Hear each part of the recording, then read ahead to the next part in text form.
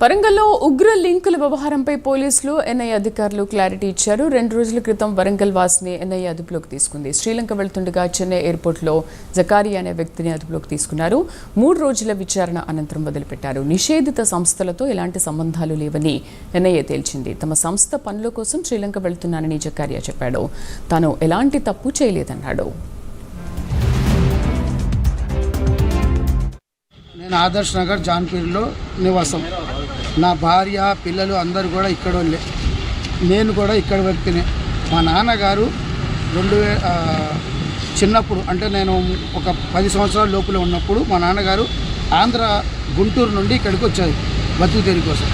ఇక్కడే నేను చిన్నగా ఇక్కడే విద్య చదువుకున్నాను, ఇక్కడే పెళ్ళిళ్ళు చేసుకున్నాను, ఇక్కడే నివసిస్తున్నాను. నేను జమాతుల్ ముస్లిమీన్ అనే ఒక సంఘానికి ఆల్ ఇండియా ప్రెసిడెంట్ని. 2021 మార్చి నుండి నేను ఆల్ ఇండియా ప్రెసిడెంట్ ఇక్కడ. ఇందు మూలంగా అక్కడ జమాతుల్ ముస్లిమీన్ సంఘం అన్ని కంట్రీల్లో కూడా ఉన్నాయి. శ్రీలంకల కంట్రీ జమాతుల్ ముస్లిమీన్ సంఘ నాయకుడిని కలవడానికి నేను పోయాను. 26 జనవరి డేటు రోజున నేను అక్కడికి పోవటానికి వెళ్ళిపోయాను. అక్కడ విమానాశ్రయంలో నన్ను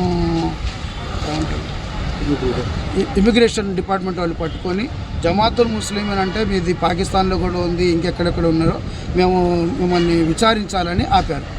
విచారించి వాళ్ళు 2 రోజుల తర్వాత నన్ను వదిలేశారు. మీరంతా క్లీన్గా ఉన్నారు, మీకు ఎటువంటి సంబంధం లేదు, ఇదేది బాగానే ఉంది. ఇక్కడికి వచ్చిన తర్వాత అన్ని పేపర్లో అన్నిట్లోనూ నా గురించి చెడుగా రాశాడు. ఉగ్రవాదినని, పాకిస్తాన్ ఏజెంట్నని, నేను ఎన్నో సంవత్సరాల కాడి నుంచి ఏజెంట్గా పనిచేస్తున్నానని ఏదేదో రాసి ఉన్నాయి.